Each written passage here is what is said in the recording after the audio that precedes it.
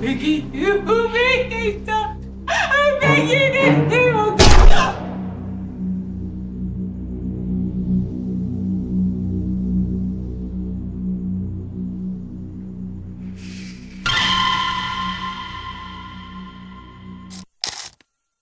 Welcome back to Naija Movie Recap, your home for Nollywood thrillers, dramas, and mysteries, told in a way that lets you relive every twist, every shock, and every heartbreak in just a few minutes. If you're new here, grab a seat, because today's story will play with your mind. Now, imagine this for a moment. Every time the clock strikes midnight, you die. Shot, stabbed, hunted, and just when the darkness closes in, time rewinds, forcing you to live through the terror again. That's the haunting reality for Shalewa, a pregnant woman who suddenly finds herself trapped in a nightmare that repeats over and over. No matter how hard she tries to survive, death waits for her at every corner.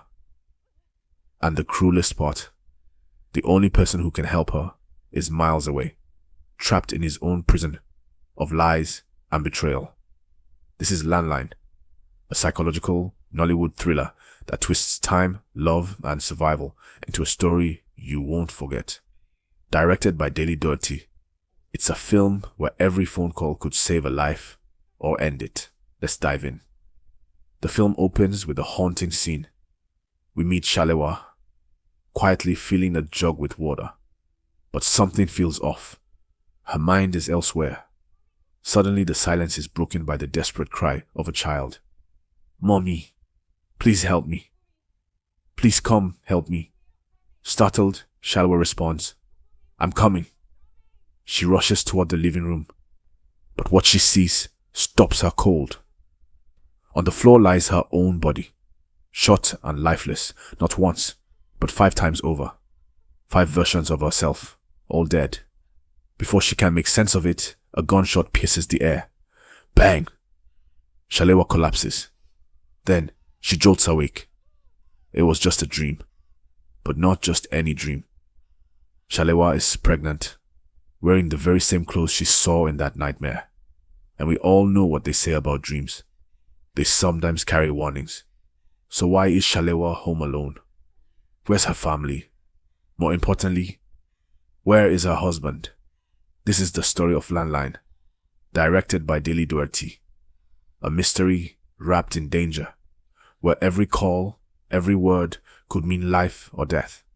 But before we dive deeper, quick note, this is a recap, not a replacement for the full movie. If you enjoy stories of suspense and twists, you'll want to watch the original on Prime. Now, back to Shalewa. We find her in the living room on a late-night call with her husband, Kola. And this call, pay close attention. It will shape everything that follows. Kola gently asks, "I thought you'd be asleep by now." But Shalewa admits she can't sleep. Even her pills don't help. She refuses to take them because of the baby. The conversation turns tender. Kola apologizes for everything, promising he'll be home soon. Shalewa pleads with him, "Stay with me until I fall asleep. That's why I called." Kola agrees, but briefly puts her on hold. Shalewa, heavily pregnant, struggles to reach for the TV remote.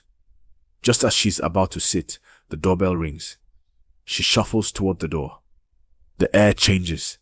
Something feels sinister. She opens it. A masked man is standing there. Before she can react, bang! Shalewa is shot. The nightmare has come true. Her first death, but not her last. The film rewinds, taking us back to earlier that evening. Kola and Shalewa are laughing together over a WhatsApp call, teasing about his workouts and food cravings. But as they chat, Shalewa struggles with the AC, and Kola sends her to look for spare batteries. That small task leads her into the living room, the very place where death is waiting. On the way, Shalewa pauses. her dream echoing back to her, the child's voice still haunting. But she shakes it off and continues. She tries to stay strong, telling Kola she visited the hospital earlier. The baby is fine. Still, she's worried. What if Kola isn't there when the child is born? He reassures her. But Shalewa is restless. Why is he in hiding? Why can't she know where he is? Finally, it's revealed. Kola is in a safe house. He's a military man, kept away for his own protection. His life is in danger, and until the threat is gone, he cannot return. But the distance is tearing them apart. Shalewa fears he's hiding something deeper. And when she whispers, "What if it's like last time?" the pain in her voice hints at tragedy, a miscarriage, a loss that still lingers between them. Meanwhile, Kola faces troubles of his own. A tense phone call with his father exposes more family fractures, secrets, affairs, and accusations. And just when he thinks the night can't get any heavier, Kola receives a chilling anonymous call. "I know who you are. I know who you work for. I'll call you back in 1 hour. Answer, because everything depends on it." Fear sets in. Is his location compromised? Panicked, Kola calls his superior for answers. The boss insists the safe house is secure. But the warning is clear. If someone has found him, his life is in grave danger. Later that night, Kola tries to relax, but his scars, both physical and emotional, reveal the price of the secrets he carries. As he pours himself a glass of wine, the clock strikes 11:11 p.m. and then the phone rings again. The very same conversation he had with Shalewa at the beginning begins to play out again, word for word. The nightmare is no longer just a dream. Remember Shalewa's first death? Shot at the door, exactly at 11:11. Ob-Aim. Well, the nightmare doesn't end there. The moment she dies, something strange happens. A landline phone begins to ring inside Kola's safe house. But here's the thing. This phone isn't even connected. No wires, no network, nothing. So how in the world is it ringing? Kola picks it up. A haunting music plays. And then, a voice. A voice that sounds eerily like his own. "In less than 2 minutes, your wife is going to die. Tell her to run into the closet," and panic sets in. Instead of calling his wife immediately, Kola dials his boss, begging him to send someone to protect Shalewa. Mr. Useni promises to handle it. Finally, Kola calls Shalewa. She answers sweetly, "My baby, I was just about to call you." But here's the twist. Shalewa doesn't remember their last conversation. For her, time hasn't moved forward. For Kola, it has. Confused, he presses her. "Didn't you just tell me you were watching a nonsense movie?" But she insists. "No, I just said that now." And then the doorbell rings again. This time, it's a police officer at the door. Sent, no doubt, by Mr.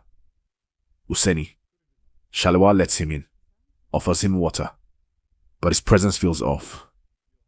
He scans the room, looking over his shoulder. Could he be the masked killer?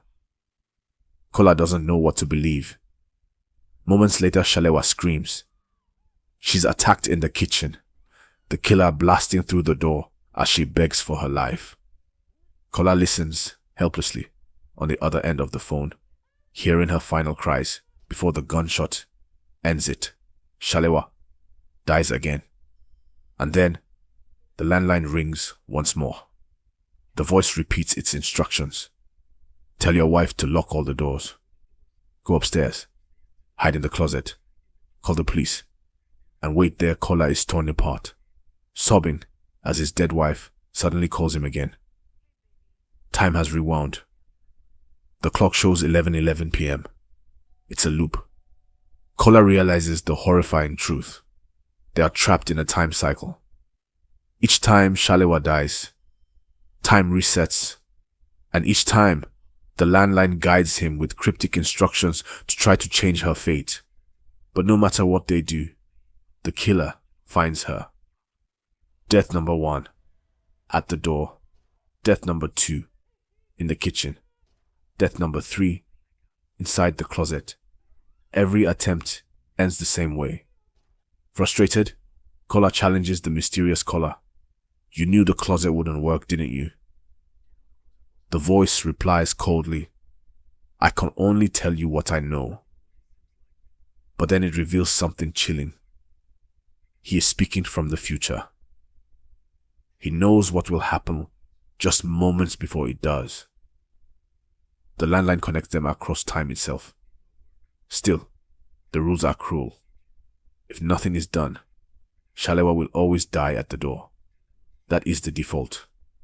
Every other attempt only delays the inevitable. So they try again. This time, Shalewa is told to arm herself with a knife. She hides in the kitchen, waiting for the killer. For a moment, it seems like she has the upper hand. Following Kola's instructions, she stalks the masked man, preparing to strike. But at the last second, he turns. A shot to the leg, then the stomach. Shalewa falls. Her 4th death. Kola breaks down. The pain of hearing his wife die, again and again, is unbearable. The phone rings once more. More instructions. Kola grows more desperate, and looming over everything is the mystery of the caller. Who is he really? Why does he sound like Kola? And most importantly, why must Shalewa die over and over again? The landline rings again. Time resets. But this time, Kola is sharper. He calls Shalewa immediately. No small talk, no delays. He tells her the truth. We're trapped in a time loop. You die every single time. Only I remember. At first she can't believe it. But when the doorbell rings, exactly as he predicted, Shalewa listens. She doesn't open it. Instead, she follows Kola's every instruction. He guides her like he's right there in the room. She straps on her phone with an armband, slips in the earpods, and frees her hands. Then Kola reveals the painful truth. She's already died 8 times. Shalewa's voice cracks. Every time, Kola answers firmly, "Yes." But this time, we fight back. He directs her to the attic. Inside, she finds a black box. And inside that box, a gun. Nervously, she fumbles with the safety. But Kola walks her through it. 6 bullets. Watch the recoil. Just like I taught you. For the first time, Shalewa is armed. She moves into the living room. But in her panic, she forgets to close the door behind her. The masked killer slips inside. She raises the gun, but she never switched off the safety. Click. Nothing. The killer fires first. Shalewa drops. Death number 9. The loop resets. This time, she remembers.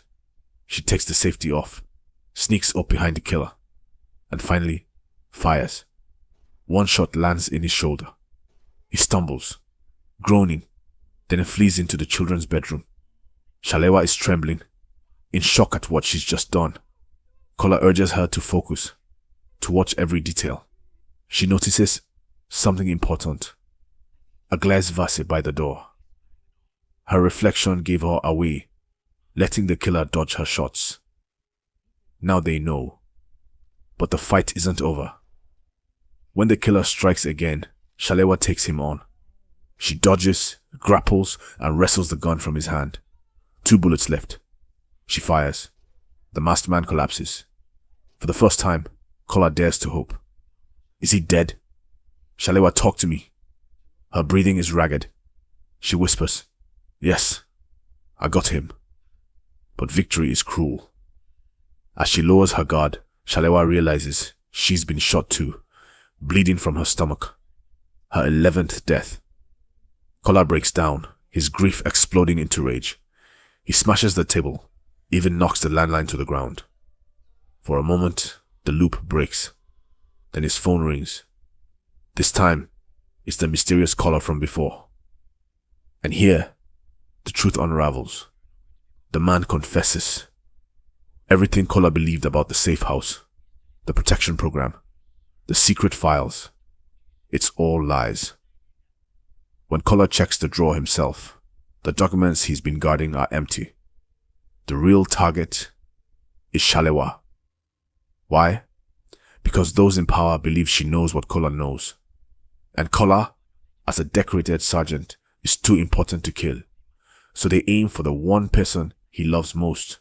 Betrayed, furious, and heartbroken, Kola finally understands. His own commander, Mr. Oseni, has been behind it all. With no one left to trust, Kola resets the loop once more. This time, he plays Oseni's game differently. He asks for a police officer to be sent to Shalewa's house. The doorbell rings. A uniformed officer steps inside. At first glance, he seems safe, but Kola warns Shalewa. Offer him tea, not water. Slip the sleeping pills into his cup. She does. The officer drinks, and soon he begins to stagger. Because this officer isn't a protector. He's the killer. When he tries to climb the stairs, dizzy from the drug, smoke fills the air. Shalewa steps forward, pregnant, terrified, but determined. With a wooden bat in her hand, she smashes the gun from his grip, rips off his mask, and unleashes all her fury. Blow after blow, years of fear and pain pour out of her. This is my house. You will not kill me or my child. The killer collapses. This time, there's no coming back. Shalewa has won. On the phone, Kola breathes in relief. Is he dead?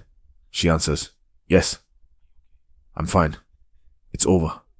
For the first time, the loop is broken. But just before the movie ends, Kola says something strange. Shalewa, I'll be home soon. But first, I have to save someone. He picks up the landline. And at last, the mystery is revealed. The Kola who's been guiding him all along was Kola himself, his future self, reaching back through time, desperate to change fate. But here's the cruel truth of a loop. It never truly ends. Shalewa may be safe, for now, but time always comes back around. And that was Landline, a movie that reminds us of something chilling. That sometimes the people closest to us are the ones who put us in the most danger. And that love can be both a shield and a weapon. Shalewa fought through 11 deaths, endless fear, and betrayal at the highest level, only to find out the one pulling the strings was the man her husband trusted most. And in the end, the mysterious voice guiding Kola through it all was none other than himself. But here's the real twist. If time can rewind, if fate can reset, then maybe the story never truly ends. Maybe Shalewa's victory is only temporary. So let me ask you this. If you were stuck in that loop, reliving your death night after night, would you keep fighting? Or would you surrender and accept your fate? Drop your answer in the comments. I want to know what you'd do. If you enjoyed this breakdown and you love Nollywood thrillers that mess with your head, do me a favor. Hit that like button, subscribe, and ring the bell so you never miss the next recap. This is Naija Movie Recap, and we'll be back with more stories that prove sometimes the most dangerous place is right at home.